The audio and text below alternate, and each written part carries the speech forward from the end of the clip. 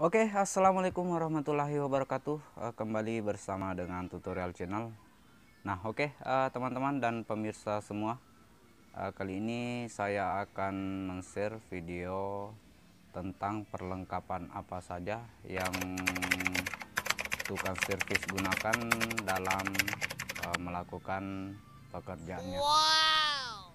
Jadi khususnya buat para pemula yang mungkin akan memulai usaha dalam dunia elektronik, khususnya untuk servis.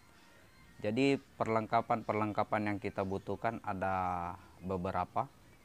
Jadi ini saya akan memberikan sedikit gambaran perlengkapan apa saja yang kita gunakan dalam melakukan pekerjaan servis elektronik. Nah, namun sebelumnya dukung terus channel ini dengan cara tekan tombol subscribe, like, dan juga komen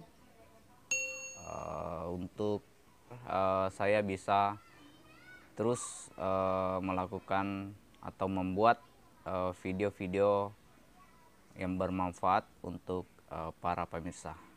Oke, kita lanjut saja seperti apa perlengkapan yang kita gunakan. Lihat. Nah, oke, kita lanjut teman-teman. Terima kasih tetap setia menonton di channel ini. Nah, oke, ini adalah perlengkapan untuk peralatan servis. Jadi peralatan ini akan saya jelaskan satu persatu. Namun sebelumnya tak bosan-bosan untuk saya ingatkan kembali kepada para pemirsa untuk terus dukung channel ini dengan cara tekan tombol subscribe di bawah, aktifkan loncengnya, dan juga like serta tinggalkan komentar. Lanjut kita ke pembahasan peralatan-peralatannya. Oke, kita mulai terlebih dahulu solder. Jadi kita minggirkan dulu. Oke, kita ke solder terlebih dahulu. Jadi buat teman-teman, khususnya untuk pemula yang mungkin akan memulai belajar nyerpis, jadi yang pertama yang kita butuhkan adalah solder. Jadi ini solder saya 40 watt. Jadi buat teman-teman pemula, saya merekomendasikan untuk menggunakan solder seperti ini, karena menurut saya solder ini awet. Jadi teman-teman bisa lihat untuk mereknya RL40. Jadi ini produksi Jepang. Oke, saya tidak merekomendasikan untuk menggunakan solder pasaran atau yang berkualitas jelek, karena hasilnya juga akan tidak maksimal. Tentunya untuk para servis, yang pertama kita gunakan tentunya adalah solder. Oke, kita lanjut ke peralatan berikutnya, yaitu timah. Nah, untuk timah sendiri saya menggunakan merek Paragon. Ini kualitasnya juga bagus, dan saya juga tidak menganjurkan untuk menggunakan timah yang abal-abal atau yang harga murah, karena hasilnya juga tidak akan maksimal. Jadi ini timah yang saya gunakan merek Paragon, hasilnya lumayan bagus. Oke, kita lanjut lagi ke penghisap solder, atau dalam bahasa Inggrisnya solder sucker. Sini solder sucker. Jadi ini merek Deco solder sucker. Ini untuk kualitasnya standar, lumayan. Kalau di online kisaran harga 80 ribuan. Jadi saya lebih suka pakai solder sucker yang panjang seperti ini, panjangnya 30 cm, dibandingkan solder sucker yang hanya satu tangan. Ada nggak ya? Ntar saya lihat dulu contoh kali yang kecilnya. Nah, ini dia. Ini solder sucker yang kecil, tapi saya tidak suka pakai karena biasanya daya sedotnya lemah dan kadang merusak jalur PCB. Namun penggunaannya lebih praktis karena cukup menggunakan satu tangan. Oke, kita simpan dulu. Lanjut, kita ke peralatan berikutnya. Peralatan berikutnya yaitu multimeter atau avometer. Jadi saya lebih suka menggunakan avometer yang digital karena untuk pengukurannya lebih akurat juga. Saya lebih suka menggunakan digital dibandingkan dengan menggunakan jarum. Namun banyak teman-teman tuser yang belum terlalu paham untuk avometer digital. Mereka lebih menyukai menggunakan avometer jarum. Jadi untuk probe-probenya sendiri, sini kita pasang, bisa teman-teman perhatikan untuk pemasangan probenya hitam dan merah. Jadi untuk skala seperti ini untuk mengukur dioda dan jalur, apakah jalur terhubung atau tidak. Nah, jika terhubung akan bunyi. Nah, seperti ini akan bunyi jika terjadi short atau terhubung. Nah, untuk skala ini adalah untuk mengukur hambatan atau ohm. Jadi biasanya untuk mengukur resistor lambang ini. Nah, untuk yang warna putih ini untuk mengukur tegangan DC. Yang ini untuk mengukur tegangan DC. Nah, ini untuk mengukur 200 dan 500. Bisa kita ke sini. Mengukur tegangan AC. Jadi ini untuk mengukur tegangan AC. Sedangkan ini untuk mengukur elko. Jadi batas kemampuan untuk diukur elko adalah 200 mikrofarad atau 200 UF.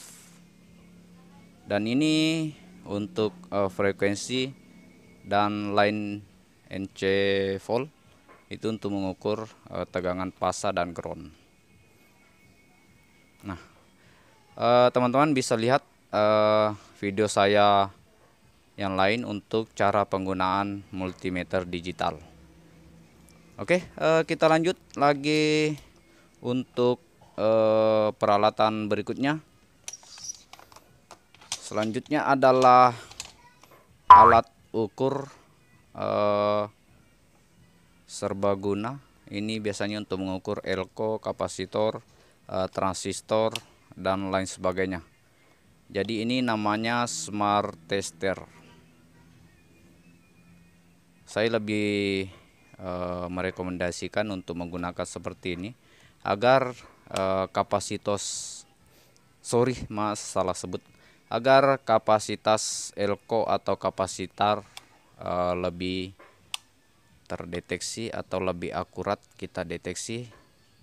Ini bisa kelihatan UF-nya. Nah, untuk teman-teman bisa beli di online, namanya smart tester.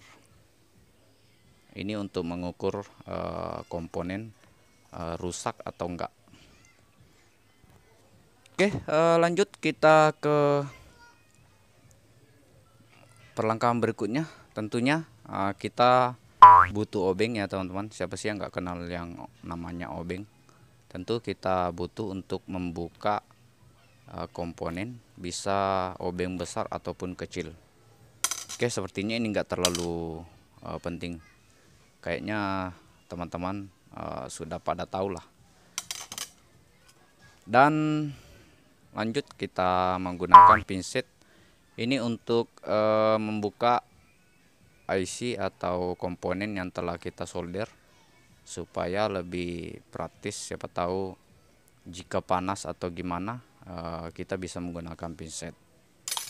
Lanjut, ini adalah kaca pembesar untuk melihat. Jika ada komponen yang mungkin mungil atau kecil, nah bisa kita gunakan alat kaca pembesar ini seperti ini. Wow, kelihatan besar. Nah, lanjut thinner. Jadi thinner dibutuhkan untuk membersihkan hasil solderan atau komponen yang kelihatan kotor, bisa kita bersihkan menggunakan thinner. Jadi thinner yang kita gunakan, saya rekomendasikan menggunakan thinner jenis thinner tipe A. Tipe A itu lebih cepat kering dan hasilnya bersih. Oke. Lewat thinner kita lanjut ke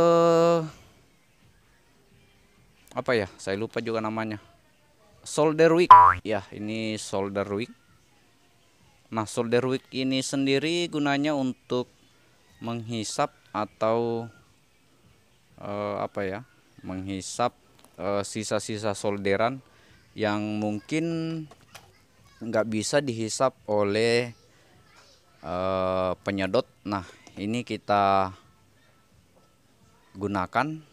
Jadi buat teman-teman bisa lihat pada video saya yang lain untuk cara penggunaan solder wick. Oke, kita lanjut ke heatsink. Ini pendingin. Jadi ini thermal grease, thermal heatsink. Kita bisa lihat isinya. Isinya warna putih seperti apa ya? Seperti krim muka. Nah, ini gunanya untuk mendinginkan atau mengantarkan panas ke heatsink dari IC. Jadi ini gunanya kita oles ke IC yang menggunakan heatsink atau pendingin. Nah, lanjut ini pembersih mata solder. Jadi ini adalah alat pembersih mata solder. Nah, seperti ini bisa kita bersihkan mata solder jika mata solder sudah erosi atau berkarat, dan tentunya hasil penyolderannya juga nggak maksimal. Namun jangan terlalu sering menggunakan ini karena mata solder bisa habis, terkikis. Jadi ini hanya sekadar untuk sekali-kali kita pakai untuk membersihkan mata solder. Jadi saya lebih merekomendasikan untuk menghilangkan kerak-kerak di mata solder, saya menggunakan kain lepis begini. Ini lebih enak karena nggak langsung kemakan panas atau meleleh karena kena panas. Oke, lanjut kita ke tam potong. Jadi tam potong ini untuk memotong sisa-sisa kaki-kaki komponen. Contohnya kita pemasangan elko. Jadi kita potong menggunakan tam potong. Bisa juga teman-teman yang nggak punya tam potong bisa menggunakan alat pemotong kuku. Ya. Oke, lanjut. Ini solder grease. Jadi solder grease gunanya untuk mempermudah dalam pembukaan komponen atau dalam mempermudah perekatan komponen ke papan PCB. Jadi ini solder grease biasanya kita gunakan pada saat kita akan membuka IC menggunakan blower. Jadi ini kita taruh dulu ke IC, kemudian kita blower agar panasnya maksimal. Nah, oke, sekira itu saja perlengkapan yang artinya yang pokok dalam melakukan atau melakukan pekerjaan solder atau servis elektronik. Nah, itulah yang peralatan yang terlalu paling dibutuhkan dalam melakukan aktivitas menyervis. Nah, untuk peralatan-peralatan yang lain, teman-teman merekondisikan saja sesuai dengan kebutuhan. Nah, oke, saya kira demikian video saya kali ini. Dan buat teman-teman, terima kasih sudah menonton, dan jangan lupa untuk terus dukung channel ini dengan cara klik tombol subscribe, like, dan juga komen. Terima kasih.